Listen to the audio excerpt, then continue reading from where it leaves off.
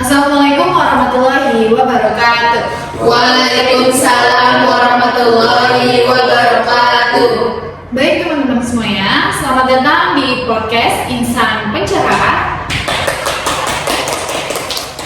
Oke, kali ini kita bakal bahas konsep Tuhan dalam Islam. Kita akan menggali apa itu tauhid, bagaimana sifat-sifat Tuhan dalam Islam, dan implikasinya dalam kehidupan sehari-hari. Dan di sini aku gak sendirian, tapi aku bareng teman-teman aku, yaitu ada. Hai, aku Sulistiana Putri. Hai, nama aku Najwa Elfrida Sofwa. Hai, nama aku Afan Jahrawani Marhan. Hai, nama saya Kalvin Zakia di Rajasa. Oke, kali ini kita akan membahas konsep Tuhan dalam Islam. Dan langsung saja ke segmen 1.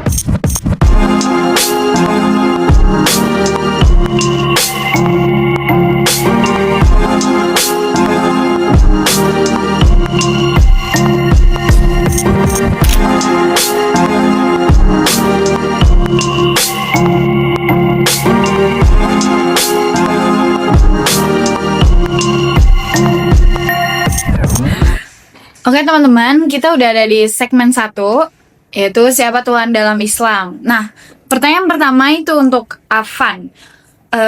Boleh dijelaskan secara singkat, siapa itu Tuhan? Afan. Dalam Islam, Tuhan dikenal dengan nama Allah. Dia adalah satu-satunya Tuhan, pencipta, pemilik, dan pengatur alam semesta. Konsep utamanya adalah Tauhid, yaitu mengesahkan Allah. Tauhid ini terbagi menjadi 3, Rububiyah, Uluhiyah, dan Asma wa Sifat. Konsep ini dijelaskan dalam berbagai jurnal seperti artikel Konsepsi Islam tentang Tuhan dari Universitas Islam Indragiri yang menekankan bahwa Allah bersifat Maha Tahu, Maha Kuasa, abadi, dan tidak menyerupai makhluk apapun. Oh iya, aku juga pernah membaca kalau tauhid itu bukan sekedar mengenal Allah sebagai Tuhan, tapi kita harus mengesahkannya dalam semua aspek kehidupan. Artinya, kita tidak boleh menyadarkan diri atau bergantung secara mutlak pada apapun selain Allah. Nah, Sulis, di jurnal Ta'alum disebut bahwa tauhid bukan sekedar konsep abstrak. Artikel itu menjelaskan bagaimana tauhid harus diintegrasikan ke dalam pendidikan agar melahirkan generasi yang sadar akan hubungannya dengan Tuhan dan sesama manusia. Tauhid membentuk kepribadian, etika, bahkan keputusan sosial politik. Dalam jurnal KIP juga dibahas bagaimana tauhid berdampak pada tindakan sehari-hari. Keyakinan akan keesaan Tuhan juga menumbuhkan sikap seperti adil, jujur, disiplin, serta tidak mudah menyekutukan Tuhan dengan hal-hal duniawi seperti uang, jabatan, maupun popularitas. Jadi, Tauhid itu fondasi seluruh aspek hidup. Ia bukan hanya untuk dimasukkan dalam pelajaran agama, tapi harus menjadi ruh dari setiap tindakan kita, termasuk dalam profesi, keluarga, bahkan ketika kita membuat kebijakan sosial. Sulis, apakah kamu tertarik dengan filsafat Islam? Dan menurut kamu bagaimana hubungannya Asmaul Husna dengan kehidupan modern kita saat ini? Ya, aku tertarik dengan filsafat Islam. Asmaul Husna itu memiliki 99 nama Allah. Ini sebenarnya sangat relevan untuk membangun karakter kita semua. Misalnya Ar-Rahman. Ar-Rahman itu memiliki arti maha pengasih, Al-Adil itu maha adil, Al-Halim itu maha penyabar. Ini merupakan teladan bagi kita semua, tetapi tantangannya adalah bagaimana cara kita menerapkan nilai-nilai itu dalam kehidupan sehari-hari.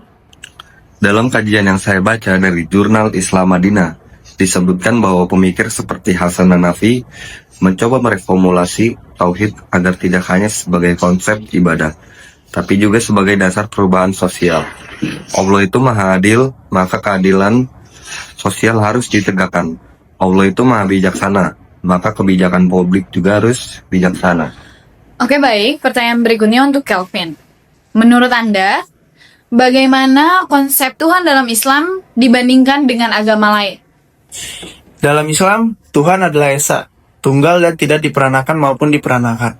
Seperti tercantum dalam Quran Surat Al-Ikhlas, berbeda dengan misalnya Kristen yang memiliki konsep Trinitas Bapa, Anak, dan Roh Kudus. Dalam Islam ini, tidak diterima dikarenakan dianggap membagi keesaan Tuhan. Dalam beberapa jurnal seperti Vidyanerta, dibahas bahwa dialog lintas agama menjadi penting untuk saling memahami perbedaan ini tanpa harus mencampur adukan keyakinan masing-masing. Menjaga akidah tetap penting, tetapi dialog itu sehat. Konsep Tuhan dalam Islam harus dijelaskan dengan cara yang toleran, bukan konfrontatif, supaya nilai-nilai tauhid bisa membawa rahmat, bukan perpecahan.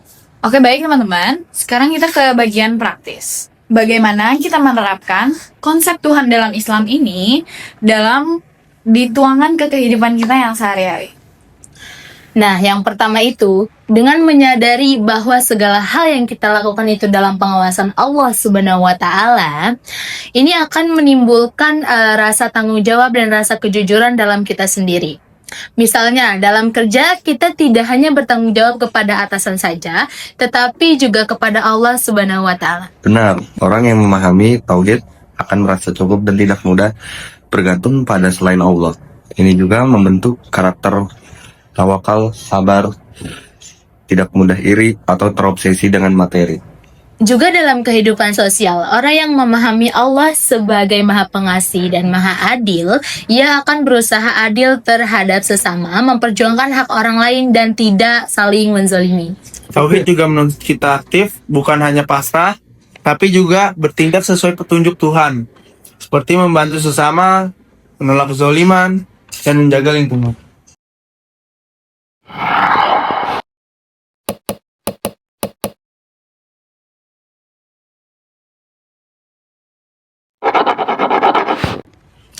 Keberadaan alam semesta yang ada sekarang ini tidak akan terjadi tanpa ada yang mengadakan. Semua umat manusia mempercayai bahwa Tuhan sebagai pencipta yang sekaligus mengatur alam raya ini.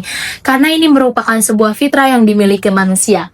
Agama Islam melalui kitab suci Al-Quran datang dengan membawa ajaran tauhid untuk meluruskan keyakinan yang salah, di mana Al-Quran mengarahkan kita kepada tujuan hidup yang benar dan mampu membebaskan diri dari kegelapan menuju terang benderang. Menurut kalian, apa makna membebaskan diri dari kegelapan menuju terang benderang? Terang benderang atau nur berarti petunjuk Allah yang dibawa melalui wahyu, khususnya Al-Quran dan Sunnah Rasulullah SAW.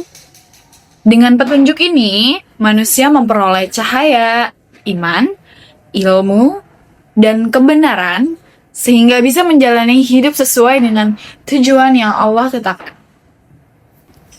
Konsep Allah juga telah ada sejak masyarakat Arab pra-Islam.